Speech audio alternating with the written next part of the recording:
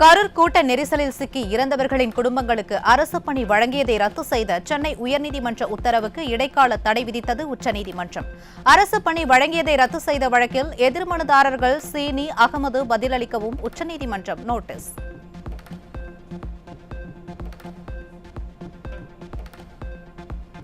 கரூர் கூட்ட நெரிசலில் உயிரிழந்தவர்களின் குடும்பத்திற்கு அரசு பணி வழங்கியதில் மனுதாரருக்கு என்ன பிரச்சனை என உச்சநீதிமன்றம் கேள்வி. பாதிக்கப்பட்டவர்களுக்கு பணமாகவோ அரசு பணியாகவோ நிவாரணம் வழங்குவதில் என்ன தவறு எனவும், பாதிக்கப்பட்டவர்களுக்கு அரசு பணி வழங்கக்கூடாது என சொல்ல நீங்கள் யார் எனவும் நீதிபதிகள் காட்டம்.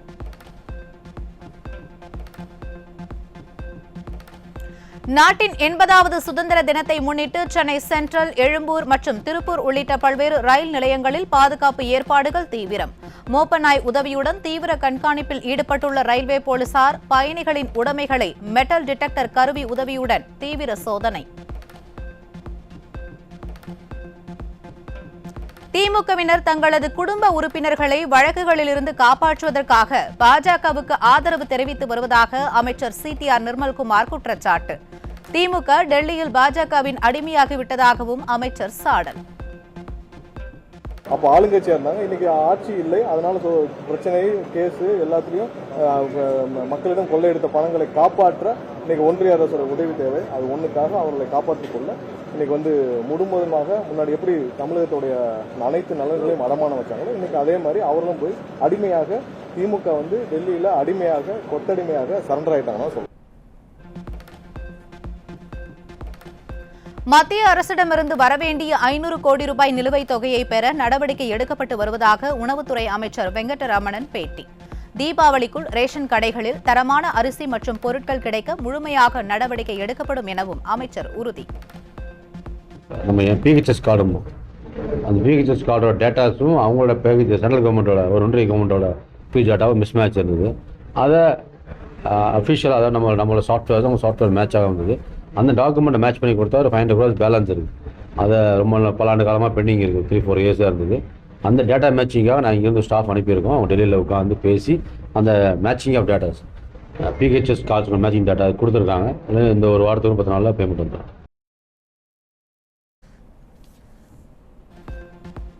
திருவண்ணாமலை மாவட்டம் மலப்பம்பாடி ஏரியில் சட்டவிரோதமாக மண் எடுத்து அரசுக்கு 8 கோடி ரூபாய்க்கு மேல் இழப்பு ஏற்படுத்தியதாக திமுக முன்னாள் அமைச்சர் ஏவா வேலு அவரது மகன் குமரன் மீது லஞ்ச ஒழிப்பு மற்றும் ஊழல் தடுப்பு இயக்கத்தில் அறப்போர் இயக்கம் புகார். திமுக வடமண்டல இளைஞரணி மாநாட்டுக்காக 124 ஏக்கர் நிலம் 46 கோடி ரூபாய்க்கு வாங்கப்பட்டது குறித்தும் விசாரணை நடத்த வலியுறுத்தல்.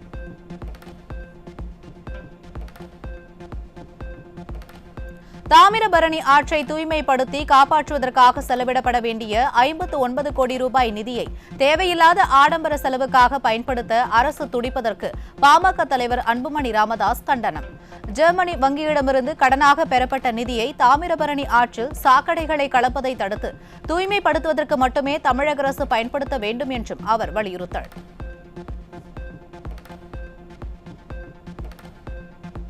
நாட்டின் விடுதலை மூலம் ஆங்கிலேயர்களின் பொருளாதார, சமூக, கல்வி சுரண்டல்களிலிருந்து தப்பித்த நாம் மது, போதை, வேலை வாய்ப்பின்மை, சுற்றுச்சூழல் சீரழிவு, கனிம கொள்ளையிலிருந்து தப்பிக்கிறோமோ அன்றுதான் நமக்கு உண்மையான விடுதலை. பாமக தலைவர் அன்புமணி ராமதாஸ் சுதந்திர தின வாழ்த்து செய்தி.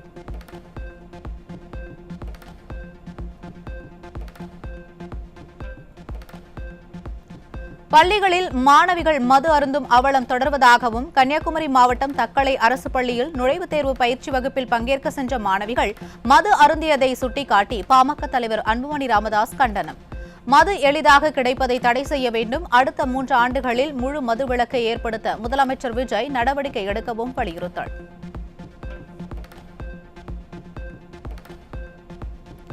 மா சுப்பிரமணியனை தோற்கடித்த சைதாப்பேட்டை வாக்காளர்களுக்கு நல்ல சாவே வராது என திமுக அமைப்பு செயலாளர் RS பாரதி சாபமிடுவது போல் பேசியதால் சர்ச்சை.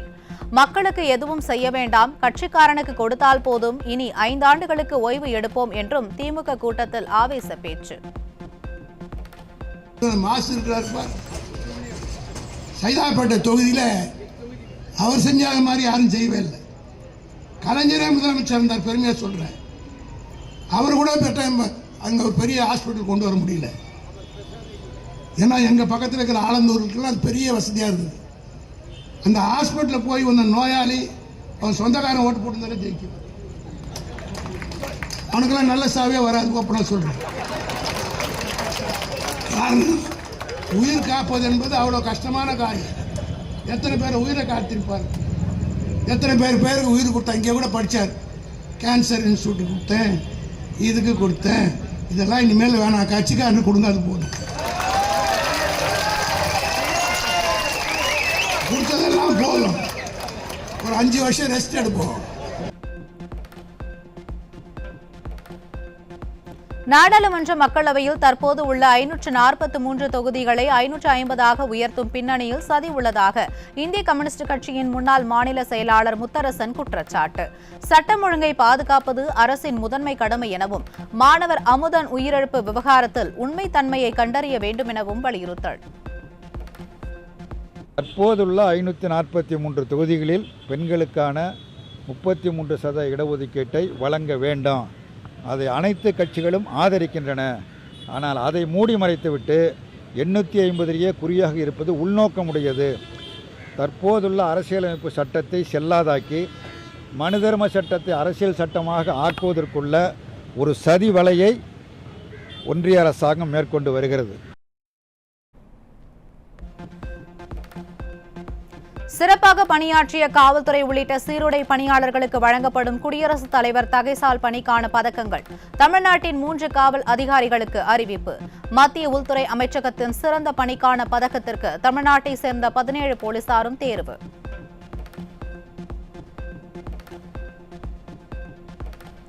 எதிர்க்கட்சிகளின் அமளிக்கு இடையே நாடாளுமன்ற மழைக்கால கூட்டத்தொடரில் 12 மசோதாக்கள் நிறைவேற்றம்.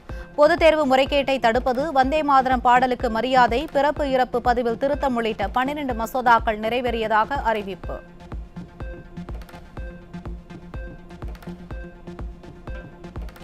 வேலூர் மாவட்டம் குடியாத்தம் நகர காவல் நிலையத்திலிருந்து பணி முடித்து வீட்டுக்கு சென்ற தலைமை பெண் காவலர் கத்தியால் குத்தப்பட்டு கொலை. குடும்ப பிரச்சினை காரணமாக மனைவியை கத்தியால் குத்தி கொலை செய்த கணவரை போலீசார் கைது செய்து விசாரணை.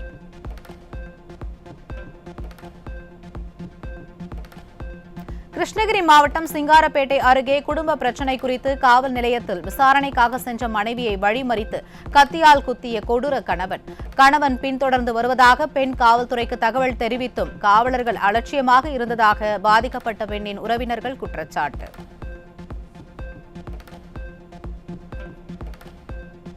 விருதுநகர் மாவட்டம் வத்திராயிருப்பு அருகே 11ஆம் வகுப்பு மாணவியை காதலிக்குமாறு தொல்லை செய்த இளைஞரை தட்டி கேட்ட சிறுமியின் தந்தை கத்தியால் குத்தி கொலை. கொலை குறித்து வழக்கு பதிவு செய்து கொலையில் தொடர்புடைய 4 பேரையும் தேடி வரும் போலீசார். கன்னியாகுமரி மாவட்டம் தக்கலை அரசு மேல்நிலைப் பள்ளியில் மாணவிகள் மது அருந்திய வீடியோ சமூக வலைதளங்களில் வெளியாகி அதிர்ச்சி. ஒரு மாணவியின் ஆண் நண்பர் மது பாட்டில் மற்றும் உணவு வாங்கி கொடுத்ததாக விசாரணையில் தெரியவந்ததை அடுத்து பள்ளி தலைமை ஆசிரியர் பணியிடம் மாற்றம்.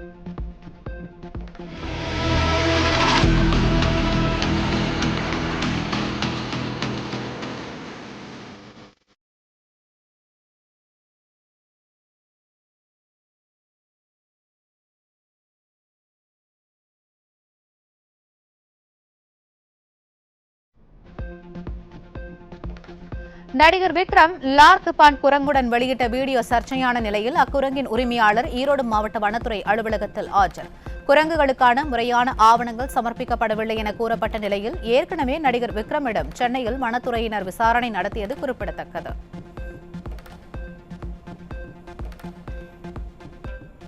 சிவகங்கை மாவட்டம் இளையான்குடி அருகே அரசு பள்ளி வளாகத்தில் மாணவன் ஒருவனை சக மாணவன் கத்தியால் குத்தியதால் பரபரப்பு. மாணவர்களிடையே வன்முறை கலாச்சாரம் தொடர்ந்து வரும் நிலையில் மாணவர்களை சீர்திருத்த தமிழக அரசு சிறப்பு திட்டங்களை அமல்படுத்த வேண்டும் என பெற்றோர்கள் கோரிக்கை.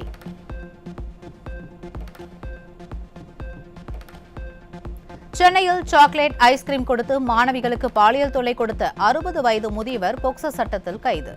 பள்ளியில் குட் டச் பேட் டச் விழிப்புணர்வு நிகழ்ச்சியின் மூலம் 5க்கும் மேற்பட்ட மாணவிகளிடம் காமுக முதியவர் அத்துமீறியது அம்பலம்.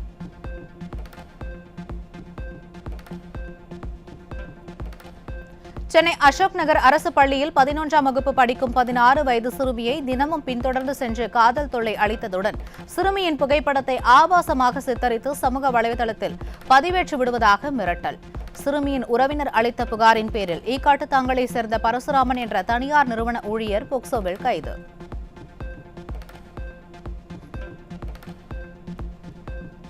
சென்னை சாலிகிராமம் பகுதியில் மன வளர்ச்சி குறைந்த 17 வயது பள்ளி மாணவிக்கு சாக்லேட் கொடுத்து பாலியல் வன்கொடுமை.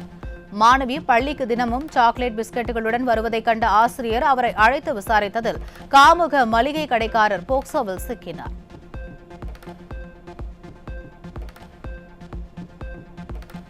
கரூர் மாவட்டம் குளித்தலையில் 4 வயது சிறுமியை பாலியல் வன்கொடுமை செய்த காமுகனை சிறுமியின் பாட்டி ஓட விரட்டி வெட்டியதால் பரபரப்பு.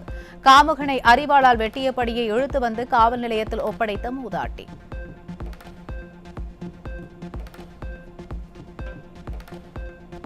கடலூர் மாவட்டம் கார்குடல் கிராமத்தில் அரசு நேரடி நெல் கொள்முதல் நிலையத்தில் 15 நாட்களுக்கும் மேலாக நெல் கொள்முதல் செய்யப்படாததால் மழையில் நனைந்து நெல்கள் சேதம். ஏன் கொள்முதல் செய்யவில்லை என தொலைபேசி வாயிலாக கேள்வி எழுப்பிய விவசாயியை மிரட்டும் தொனியில் பேசிய கொள்முதல் நிலைய பணியாளர் மீது உரிய நடவடிக்கை எடுக்க கோரிக்கை.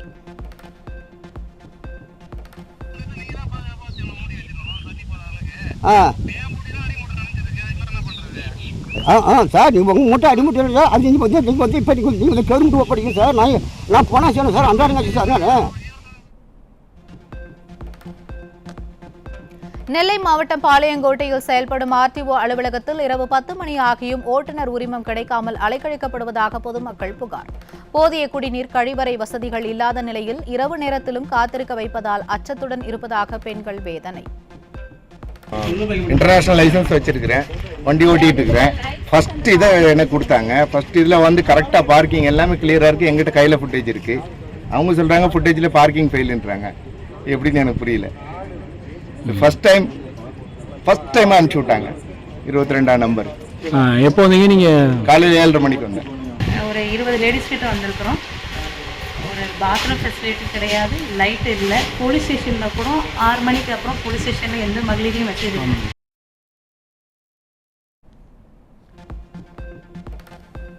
பிரசித்தி பெற்ற ஸ்ரீ ஆண்டாள் கோயில் ஆடிப்பூர தேர் திருவிழா கோலாகலம். மதுரை கள்ளழகர் சூடி கழைந்த வஸ்திரத்தை உடுத்தி திருத்தேரில் எழுந்தருளிய சுவாமியை கோவிந்தா கோவிந்தா என பக்தி முழக்கமிட்டு மனமுருக தரிசித்த பக்தர்கள்.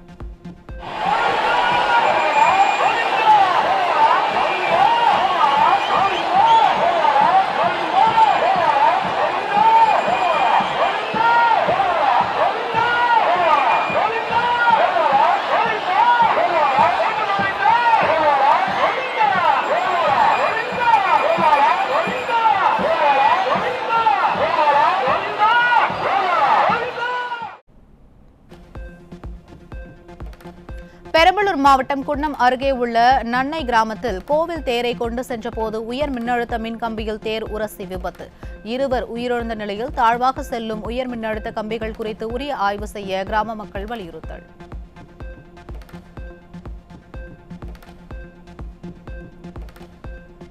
சுதந்திர தினத்தை முன்னிட்டு வண்ண விளக்குகளால் அலங்கரிக்கப்பட்டு மூவர்ணத்தில் ஜொலித்த சென்னை விமான நிலையம். மூவர்ணத்தை பிரதிபலிக்கும் வகையில் அலங்கரிக்கப்பட்ட கண்கவர் வண்ண விளக்குகளை கண்டு விமான பயணிகள் பரவசம்.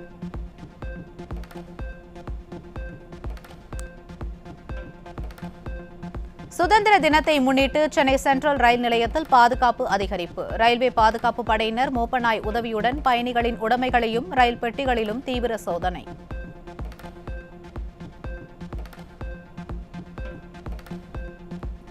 நீலகிரி மாவட்டம் பிதற்காடு காமராஜ் நகர் பகுதியில் நெலாக்கோட்டை ஊராட்சியின் முன்னாள் தலைவர் மற்றும் அவரது கணவரால் ஆக்கிரமிக்கப்பட்ட பொது சாலை 4 ஆண்டுகளுக்கு பின் மீட்கப்பட்டது.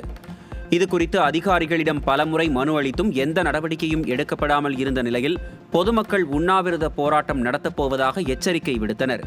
இதனையடுத்து போலீசார் மற்றும் வருவாய்த்துறை அதிகாரிகள் முன்னிலையில் ஜேசிபி மூலம் ஆக்கிரமிப்புகள் அகற்றப்பட்டு சாலை மீட்கப்பட்டது. நமது தேசத்தில் நல்லிணக்கத்தையும் சகோதரத்துவத்தையும் பேணுவதற்கும் வளர்ச்சியடைந்த இந்தியாவை உருவாக்குவதற்கும் நாம் அனைவரும் ஒன்றிணைந்து செயல்பட வேண்டும். பிரிவினை கொடுமையின் நினைவு தினத்தையொட்டி பிரதமர் மோடி வலியுறுத்தல்.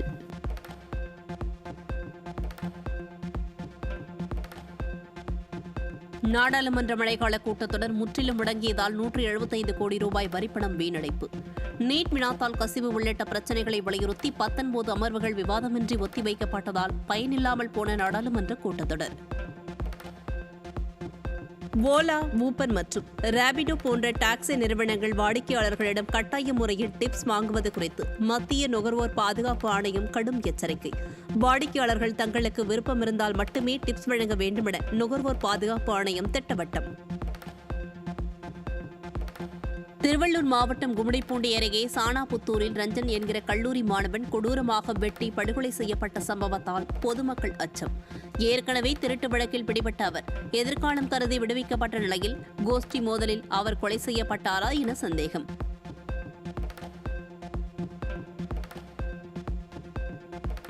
தென்காசி மாவட்டம் சிந்தாமணியைச் சேர்ந்தவர் தனது மகனுடன் சாலையோரம் இருசக்கர வாகனத்தை நிறுத்திய நிலையில் தங்கள் பகுதியில் வாகனத்தை நிறுத்தக்கூடாது என 4 இளைஞர்கள் கட்டையால் தாக்கிய கொடூரம். படுகாயமடைந்த இருவரும் சிகிச்சை பெறும் நிலையில் தாக்குதல் நடத்தியவர்களை கைது செய்ய கோரி நள்ளிரவில் நடந்த தர்ணா. சிவகங்கை மாவட்டம் மானாமதுரை அருகே கொத்தடிமைகளாக ஆடு மேய்த்த 2 குடும்பங்கள் மீட்பு. குஞ்சுக்காரனேந்தல் மற்றும் வேளாணி ஆகிய கிராமங்களில் வருவாய்த்துறை மற்றும் குழந்தைகள் நலத்துறை அதிகாரிகள் நடத்திய சோதனையில் 3 குழந்தைகள் உட்பட 7 பேர் மீட்கப்பட்டு சொந்த ஊர்களுக்கு அனுப்ப ஏற்பாடு. இங்கே வந்து எத்தனை மாதம் ஆகுது? 3 மாதம் எந்த சம்பளமும் கொடுக்கலையா? ஏன் நீங்கள் கேட்டீங்களா?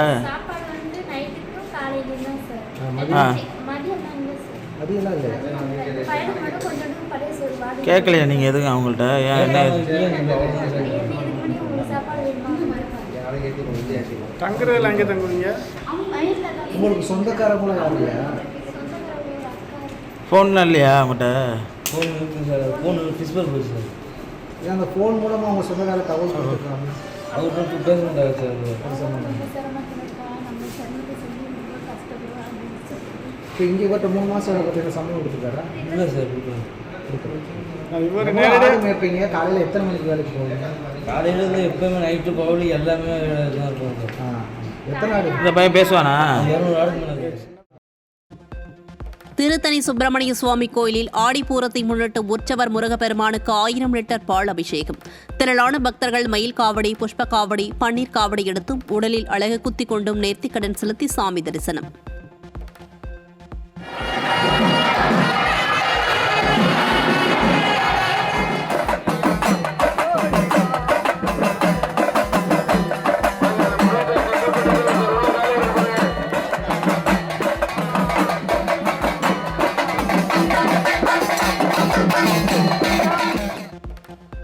சுதந்திர தினத்தை முன்னிட்டு தேசிய கொடியேற்றம் முன் வந்தே மாதரம் பாடப்பட வேண்டும் என சென்னை உயர்நீதிமன்றம், மதுரை அமர்வு மற்றும் கீழமை நீதிமன்றங்களுக்கு உயர்நீதிமன்ற பதிவுத்துறை அறிவுறுத்தல்.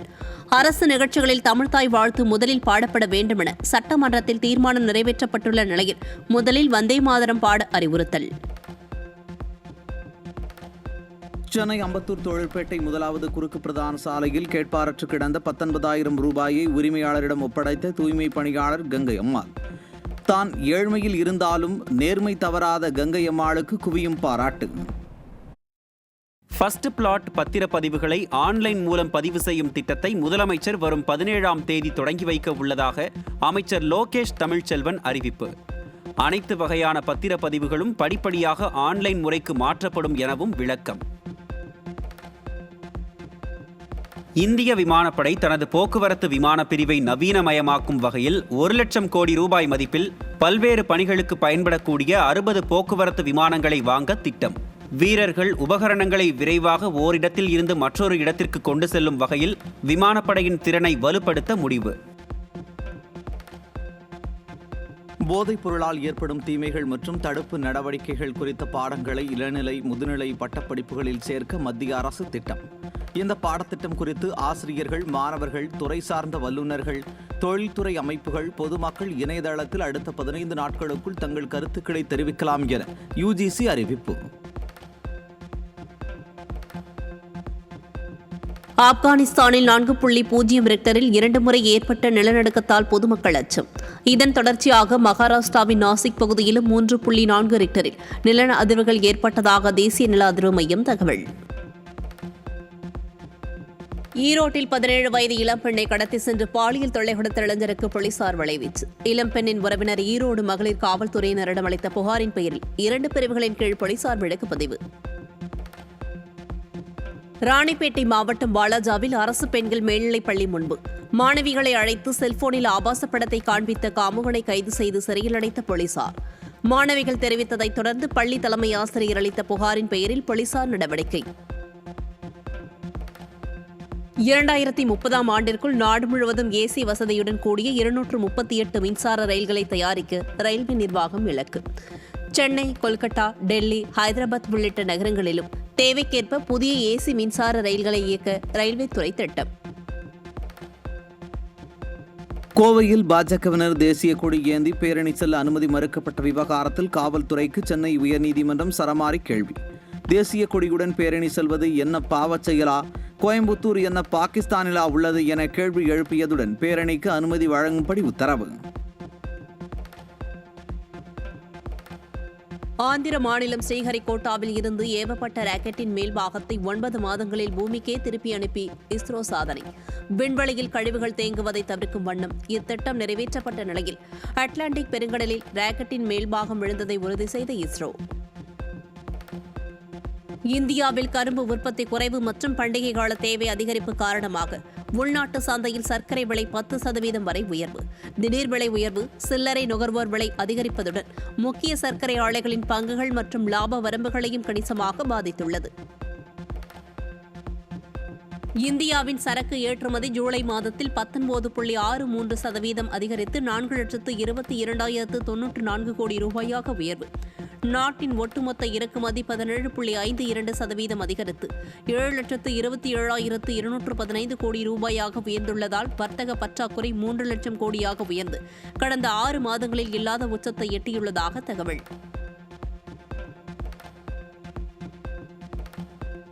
சென்னையில் ஆபரண தங்கத்தின் விலை சவரனுக்கு 1,440 ரூபாய் குறைந்து ஒரு சவரன் 1,12,320 ரூபாய்க்கு விற்பனை. தங்கம் கிராமுக்கு 180 ரூபாய் குறைந்து 1 கிராம் 14,040 ரூபாய்க்கு விற்பனை. சென்னையில் வெள்ளியின் விலை கிராமுக்கு 5 ரூபாய் குறைந்து 1 கிராம் 255 ரூபாய்க்கு விற்பனை. வெள்ளி கிலோவிற்கு 5,000 ரூபாய் அதிகரித்து 1 கிலோ 2,55,000 ரூபாய்க்கு வர்த்தகம். தென்மேற்கு பருவமழை தரவுகளை ஒப்பிடும்போது தமிழ்நாட்டில் கடந்த 2025ஆம் ஆண்டை காட்டிலும் 2026ஆம் ஆண்டு சூப்பர் எல்னினோ தாக்கத்தால் சீரற்ற மழையே கிடைத்து வருவதாக இந்திய வானிலை ஆய்வு மையம் தகவல். நீலகிரி உள்ளிட்ட மேற்கு தொடர்ச்சி மலை மாவட்டங்களில் ஆகஸ்ட் மாத நிலவரப்படி வழக்கமாக பெய்ய வேண்டியதை விட வெறும் 3.84 சென்டிமீட்டர் மட்டுமே பெய்துள்ளது என்றும் இது 47% பற்றாக்குறை என்றும் அறிவிப்பு. கோவை, நீலகிரி, தேனி, திண்டுக்கல், மதுரை, தஞ்சாவூர், திருவாரூர், நாகை, புதுக்கோட்டை மற்றும் சிவகங்கை ஆகிய 10 மாவட்டங்களில் இன்று இடி, மின்னல், பலத்த காற்றுடன் கூடிய கனமழை பெய்யக்கூடும் என வானிலை ஆய்வு மையம் அறிவிப்பு. ராமநாதபுரம், திருச்சி, அரியலூர், பெரம்பலூர், கரூர், நாமக்கல், சேலம், ஈரோடு, திருவண்ணாமலை, கடலூர், கள்ளக்குறிச்சி, விழுப்புரம், விருதுநகர் ஆகிய 13 மாவட்டங்களில் இடி, மின்னல் மற்றும் பலத்த காற்றுடன் கூடிய மிதமான மழை பெய்யக்கூடும் எனவும் அறிவிப்பு. கொடைக்கானலில் தொடர்ந்து 3வது நாளாக நண்பகல் வேளையில் கொட்டி தீர்க்கும் கனமழை. மழையில் நனைந்தபடியே குதிரை சவாரி செய்தும் ஏரிகளில் படகு ஓட்டியும் சுற்றுலா பயணிகள் மகிழ்ச்சி. ஜப்பானில் முன்னெப்போதும் இல்லாத அளவுக்கு பெய்த மழையால் 4 பேர் உயிரிழப்பு. ஆயிரக்கணக்கானோர் விமான நிலையத்தில் சிக்கி தவிக்கும் நிலையில் சிபா மற்றும் பிற பகுதிகளில் உள்ள 4 லட்சத்திற்கும் மேற்பட்ட மக்கள் பாதுகாப்பான இடங்களுக்கு வெளியேற உத்தரவு. நைஜீரியாவில் நடைபெறும் காமன்வெல்த் வாழ்வீச்சு போட்டியில் தமிழகத்தை சேர்ந்த மாற்றுத்திறனாளி வீராங்கனை சிராந்தி தாமஸ் 2 தங்கப் பதக்கங்களை வென்று அசத்தல். தமிழக வீரர்கள் மொத்தம் 2 தங்கம், 1 வெள்ளி, 1 வெண்கலம் என 4 பதக்கங்களை கைப்பற்றி சாதனை. ஆஸ்திரேலியாவில் சுற்றுப்பயணம் மேற்கொண்டுள்ள வங்கதேச அணி 2 டெஸ்ட் கொண்ட தொடரில் விளையாடும் நிலையில் முதல் டெஸ்ட் போட்டியில் வங்கதேச அணி வீரர் தன்சித் ஹசன் தனது முதல் சதத்தை அடித்து அசத்தல். இதன் மூலம் வங்கதேச அணிக்காக ஆஸ்திரேலிய மண்ணில் சதமடித்த முதல் வீரர் என்ற சாதனையையும் வெளிநாட்டில் சதமடித்த 2வது வீரர் என்ற பெருமையையும் பெற்றார் 25 வயதான தன்சித் ஹசன்.